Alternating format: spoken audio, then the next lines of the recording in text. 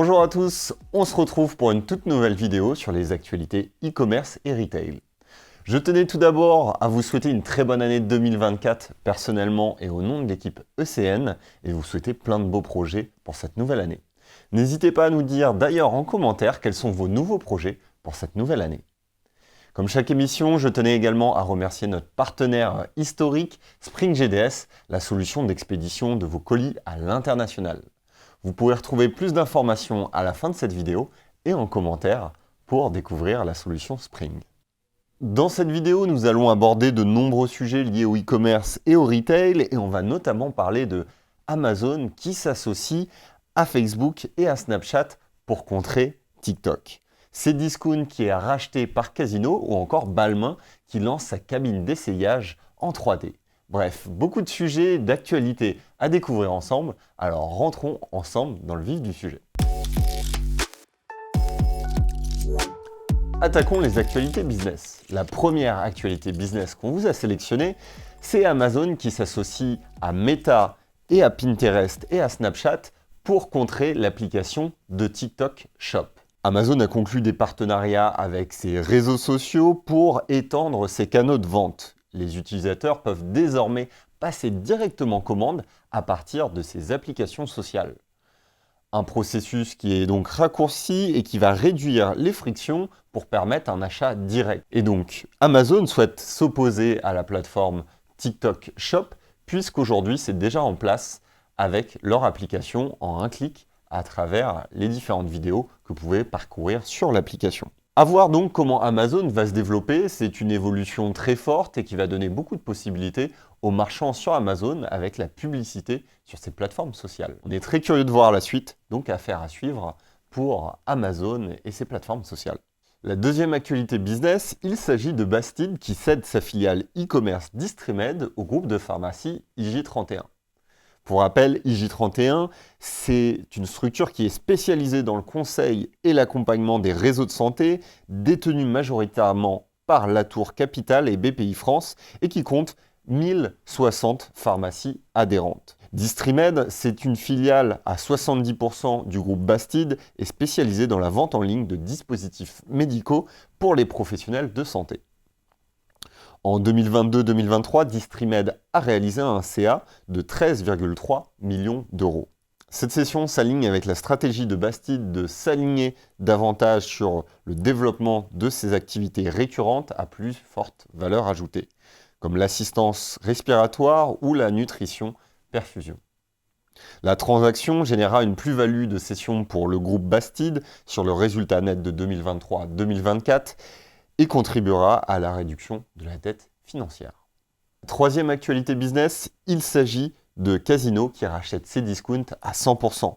Le groupe Casino a acquis un tiers de la maison mère de Cdiscount, portant sa participation dans la filiale de la vente en ligne à 100%, en acquérant 34% des groupes Cnova auprès de CBD Luxembourg Holding. Le prix d'acquisition de ce tiers est de 10 millions d'euros et donc la nouvelle valorisation de Cdiscount est à hauteur de 29,4 millions d'euros.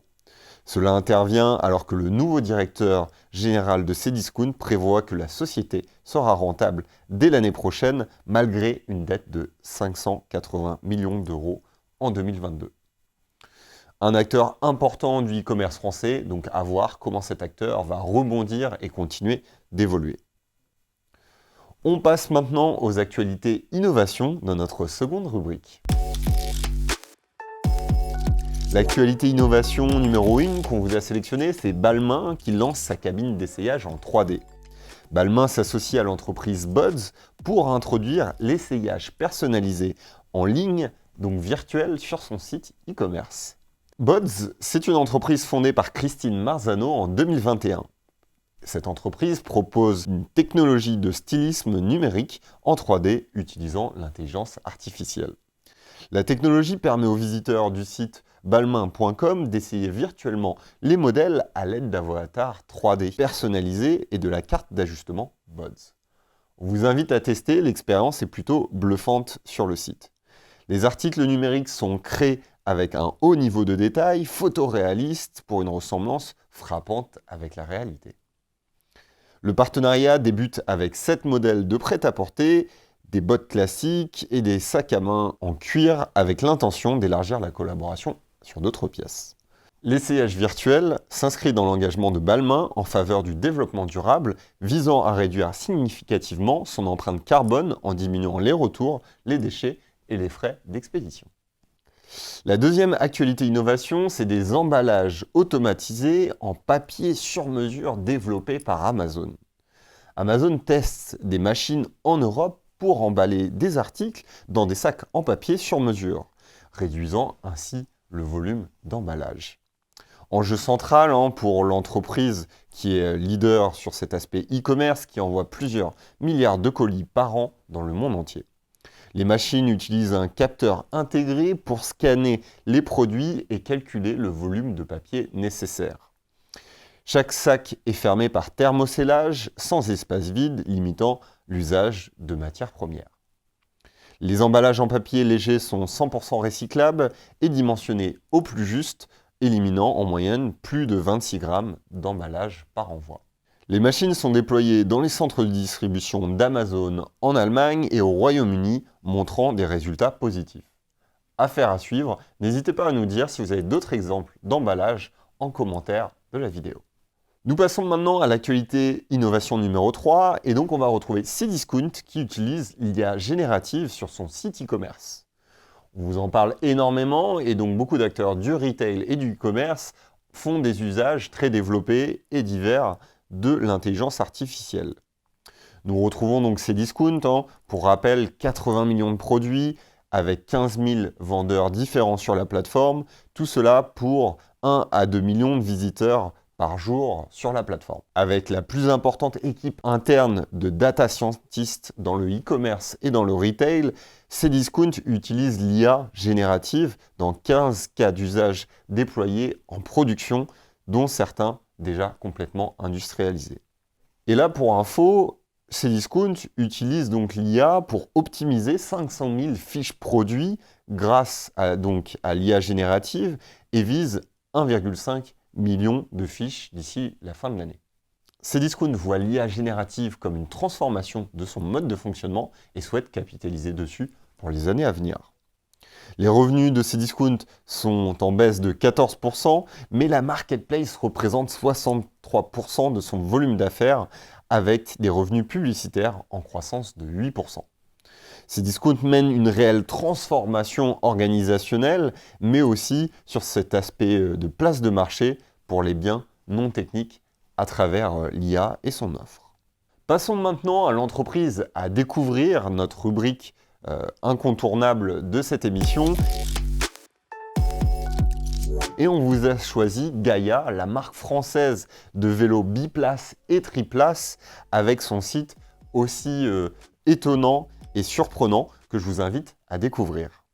L'entreprise propose le vélo donc Gaïa, conçu pour être durable et accessible à tous. La vision du vélo idéal est celui qui s'adapte à toutes les situations quotidiennes avec un faible impact environnemental. Les vélos Gaïa sont des vélos robustes qui sont conçus pour durer, favorisant une consommation responsable et un monde plus durable. Personnalisable à 100% sur le site e-commerce, nous vous invitons à découvrir plus d'informations avec le lien en commentaire. L'entreprise valorise le savoir-faire local et s'efforce de proposer des innovations françaises au juste prix. La conception et le design des vélos se font à Paris avec une sélection de partenaires engagés et responsables pour l'ensemble des accessoires. La batterie des vélos est 100% réparable et fabriquée également en France. Les vélos sont rassurants, adaptés aux enfants, équipés d'une technologie anti-vol connectée pour une traçabilité optimale. Gaïa a ouvert un nouveau chapitre et a lancé depuis quelques jours une levée de fonds participative via la plateforme Lita, la plateforme de financement participatif engagée dans la transition écologique et sociétale. Nous vous mettons le lien pour plus d'informations en commentaire. Passons maintenant à notre rubrique de la personnalité du moment. Nous vous avons sélectionné Emmanuelle Bao, nouvelle directrice générale de Sport 2000 France à partir du 2 janvier 2024. Emmanuel a plus de 25 ans d'expérience ayant occupé des postes de direction dans des groupes coopératifs tels que Intermarché, Système U ou encore Intersport. Son parcours professionnel couvre l'ensemble des métiers du retail avec une expertise marketing, commercial et achat, ainsi que des expériences sur la transformation digitale et sur la conduite du changement. Les résultats du groupe de Sport 2000 pour 2023 sont supérieurs aux prévisions, atteignant 845 millions d'euros. Emmanuel Bao aura pour mission de renforcer la place et l'image de Sport 2000 sur le marché français des articles de sport. Nous passons maintenant à l'actualité d'ECN avec notre rubrique dédiée à l'Observatoire ECN. Vous l'avez peut-être vu passer dans notre communication sur les réseaux sociaux ou à travers notre newsletter, nous lançons notre propre observatoire d'e-commerce. À travers cet observatoire, vous allez pouvoir analyser vos concurrents e-commerce ou avoir une vision globale de votre marché du mois précédent. Un outil qui se veut intuitif et accessible avec une vision transversale du trafic, des technologies, des livraisons, des moyens de paiement pour comprendre votre marché et votre environnement concurrentiel. Vous pouvez dès maintenant tester la plateforme en accédant au site observatoire-ecn.fr pour découvrir la plateforme et son fonctionnement. Vous y découvrirez une centaine d'acteurs e-commerce et toutes les semaines, nous ajoutons de nouveaux acteurs pour compléter l'ensemble de cette base de données. Un projet ambitieux qui a été construit avec de nombreux e-commerçants, que ce soit Alltrix, Interflora ou encore Private Sport Shop, nous les remercions pour leur aide pour la structuration de cet outil. N'hésitez pas à découvrir l'outil, vous avez le lien en description et puis n'hésitez pas à suivre les évolutions de cette plateforme qui sera un outil, on l'espère, incontournable pour les professionnels du retail et du e-commerce. Passons maintenant à la rubrique de notre partenaire, la rubrique de Spring GDS. Spring GDS nous fait confiance sur ce format depuis le lancement du journal du e-commerce et nous les en remercions. Nous allons donc les retrouver avec Private Sport Shop pour avoir des anecdotes sur la relation client à l'international, des retours d'expérience très riches avec Aurélie et Alexandra qui vont vous partager ces retours. Comment vous définirez justement votre partenariat avec Spring en un mot? La question piège. Alors, en un mot, moi je dirais collaboratif, parce que vraiment, on travaille main dans la main pour que les livraisons de nos clients se passent le mieux possible. Et toutes les remontées que peuvent faire mon équipe sont toujours prises en compte et analysées pour essayer d'améliorer les choses. Merci pour ta réponse. On a parlé d'international. Maintenant, on va plutôt donner des anecdotes et des conseils, justement.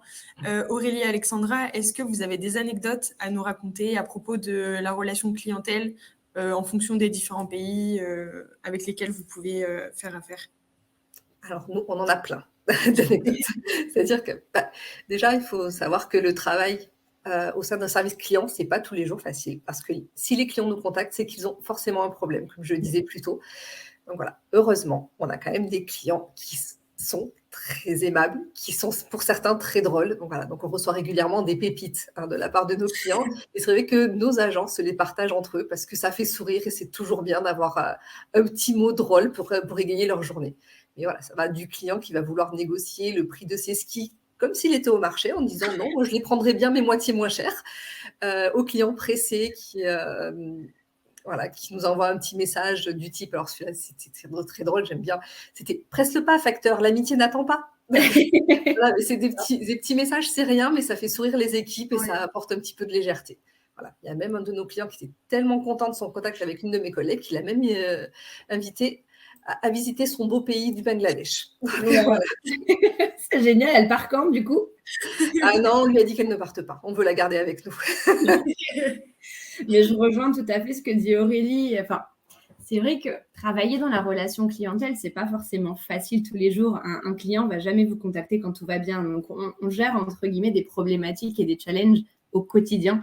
Donc, c'est vrai que ça nous met du baume au cœur, ça nous fait sourire. On prend du recul aussi parfois sur certaines situations. Après, il faut savoir que voilà, l'équipe d'Aurélie gère directement le B2C, donc les consommateurs finaux, les particuliers, et nous devons justement traiter et aider au mieux son équipe, donc en tant que B2B. Mais je rejoins Aurélie sur l'importance en fait de la bonne ambiance, je pense, dans nos équipes. Je pense que c'est hyper important parce qu'encore une fois, il y a pas mal de stress. Voilà, il faut qu'on se démène en fait pour que le consommateur soit content derrière, soit satisfait. Et c'est pas facile tous les jours. Donc, je rejoins totalement Aurélie sur le sourire et le dynamisme et l'énergie qu'il faut avoir dans nos équipes. Merci Aurélie et Alexandra pour ces retours. C'était très intéressant de se rendre compte de la diversité culturelle sur la relation client. Merci à toutes et à tous d'avoir suivi ce format. Merci à tous de votre confiance. N'hésitez pas à nous partager en commentaire vos retours sur ce format, mais aussi sur les actualités à venir de vos entreprises. Comme ça, on pourra potentiellement les intégrer sur les prochaines éditions. Un grand merci à l'ensemble de l'équipe d'e-commerce nation pour la préparation de ce format. Et sinon, je vous dis à très vite pour une prochaine exploration de la nation du e-commerce.